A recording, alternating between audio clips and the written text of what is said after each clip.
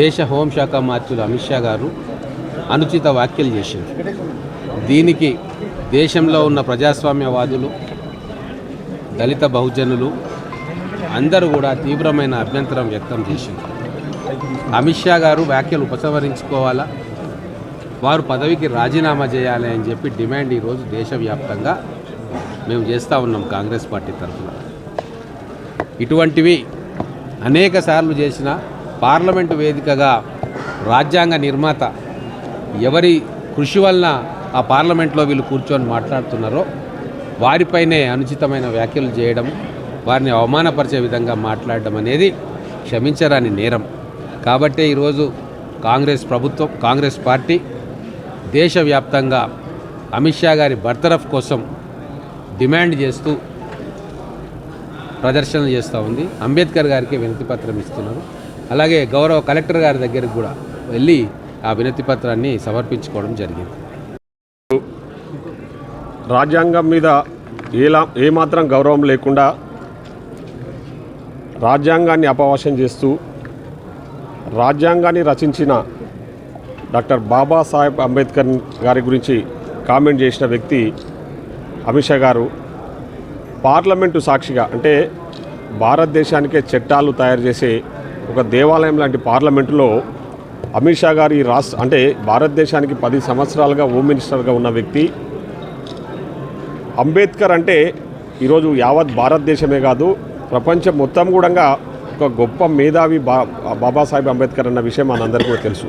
అట్లాంటి ఒక గొప్ప మేధావిని, రాజ్యాంగ నిర్మాత బాబాసాహెబ్ అంబేద్కర్ గారి గురించి ఈరోజు అమిత్ షా గారు చేసిన అనుచిత వ్యాఖ్యలను మేము తీవ్రంగా ఖండిస్తూ ఉన్నాం.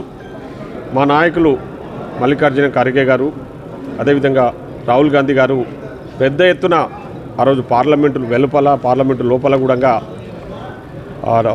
నిరసన తెలియజేయడం జరిగింది. ముఖ్యంగా ఆ రోజు అమిత్ షా మాట్లాడిన రోజు నుంచి కూడా మేము పెద్ద ఎత్తున నిరసన తెలియజేస్తూ ప్రభుత్వాన్ని, ముఖ్యంగా రాష్ట్రపతి గారిని, అదేవిధంగా ప్రధానమంత్రి గారిని కూడా మేము డిమాండ్ చేస్తూ ఉన్నాం. అమిత్ షా గారు చేసిన వ్యాఖ్యలు చాలా తీవ్ర అభ్యంతరకరం. కాబట్టి ఆయనను తక్షణమే మంత్రి పదవి నుంచి బర్తరఫ్ చేయాలని చెప్పేసి మేము డిమాండ్ చేయడం జరిగింది. ఆ రోజు నుంచి కూడా నిరసన కార్యక్రమాలు చేస్తూ ఉన్నాం. దాంట్లో భాగంగానే ఈరోజు అన్ని జిల్లా హెడ్ క్వార్టర్, దేశవ్యాప్తంగా అన్ని జిల్లా హెడ్ క్వార్టర్లలో కూడా మేము జిల్లా కాంగ్రెస్ పార్టీ ఆధ్వర్యంలో పెద్ద ఎత్తున నిరసన కార్యక్రమాన్ని చేయడం జరిగింది. ఇప్పుడే అంబేద్కర్ గారి దగ్గరికి వెళ్ళి అంబేద్కర్ గారికి గార్లాండింగ్ చేసి అక్కడ ఏంటంటే మేము ఇచ్చిన వినతి పత్రాన్ని రాష్ట్రపతి గారికి పంపించండి. అందులో మేము డిమాండ్ చేసింది ప్రధానంగా ఈరోజు ఏదైతే అమిత్ షా గారు చేసిన వ్యాఖ్యలకు తప్పుడు చేసిన వ్యాఖ్యలు ఏవైతున్నాయో అవన్నీ కూడా తొందరలోనే వెంటనే విత్డ్రా చేసుకోవాలి. అదేవిధంగా అమిత్ షా గారిని బర్తరఫ్ చేయాలని కూడా మేము ఈ సందర్భంగా డిమాండ్ చేస్తూ ఉన్నాం. ముఖ్యంగా నేను ప్రధానమంత్రి గారికి ఒకటే విజ్ఞప్తి చేస్తూ ఉన్నాం, ఒకటే డిమాండ్ చేస్తూ ఉన్నాం. మీకు రాజ్యాంగం పట్ల ఏమాత్రం గౌరవం ఉన్నా, అంబేద్కర్ గారి పట్ల ఏమాత్రం గౌరవం ఉన్నా తక్షణమే మీ అమిత్ షా గారిని మంత్రివర్గం నుంచి బర్తరఫ్ చేయాలని చెప్పి ఈ సందర్భంగా డిమాండ్ చేస్తాం. ప్రజలందరి తరఫున కాంగ్రెస్ పార్టీ అమిత్ షా దేశ ప్రజలకు క్షమాపణ చెప్పాలి, తక్షణమే పదవికి హోంశాఖ మంత్రి పదవికి రాజీనామా చేయాలని డిమాండ్ చేసినాం. అమిత్ షా క్షమాపణలు చెప్పలేదు, రాజీనామా చేయలేదు. అమిత్ షా రాజీనామా చేయనప్పుడు ఏం చేయాలి? ప్రధానమంత్రి అమిత్ షాని తొలగించాలి.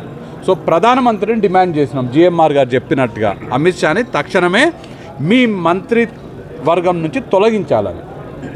నరేంద్ర మోడీ గారికి రాజ్యాంగం పైన ఉన్నటువంటి ప్రేమ కన్నా అమిత్ షా మీద ప్రేమ ఎక్కువ, దేశ ప్రజల పైన కన్నా ఆయన సహచరుడి పైన ఎక్కువ. కాబట్టి ప్రధానమంత్రి ఆ నిర్ణయం తీసుకోలేదు.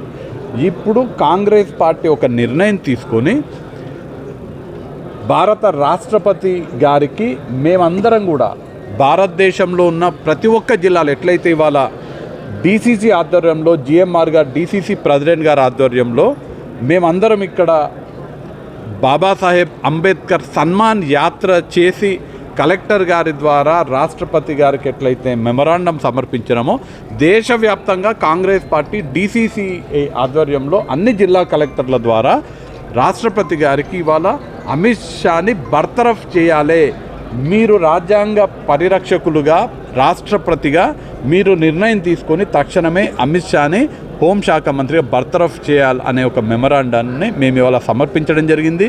కాంగ్రెస్ పార్టీ ఉద్యమాన్ని కొనసాగిస్తుంది. గల్లీ నుంచి ఢిల్లీ దాకా, గ్రామ పంచాయత్ నుంచి పార్లమెంట్ దాకా అమిత్ షా రాజీనామా చేసేంత వరకు, ఆయనని బర్తరఫ్ చేసేంత వరకు ఈ ఉద్యమం కొనసాగుతుంది. మన దేశంలో ఉన్నటువంటి 150 పట్టణాలలో కాంగ్రెస్ పార్టీకి చెందినటువంటి ఎంపీలు, సిడబ్ల్యూసీ మెంబర్లు ప్రెస్ మీట్లు మొన్న పెట్టడం జరిగింది. పార్లమెంట్లో పోరాటం చేస్తున్నారు ఎంపీలు. ఇవాళ కాంగ్రెస్ పార్టీ ఆధ్వర్యంలో డీసీసీ లెవెల్లో ఈ బాబాసాహెబ్ అంబేద్కర్ సమ్మాన్ యాత్ర చేపట్టడం జరిగింది. భవిష్యత్ కార్యాచరణ 26 నాడు బెల్గాంలో సిడబ్ల్యూసీ సమావేశం ఉన్నది. ఆ సమావేశం వరకు అంటే 26 వరకు గనక అమిత్ షా ఆయన రాజీనామా చేయకపోయినా, బర్తరఫ్ చేయకపోయినా 26 నాడు భవిష్యత్ కార్యాచరణ సిడబ్ల్యూసీలో నిర్ణయించి పార్టీ ఏం చేయాలి, ప్రజల తరఫున కాంగ్రెస్ పార్టీ రాజ్యాంగాన్ని రక్షించుకోవడానికి ఏ విధంగా ముందుకెళ్లాలనే నిర్ణయం 26 నాడు కాంగ్రెస్ పార్టీ తీసుకోబోతున్నది.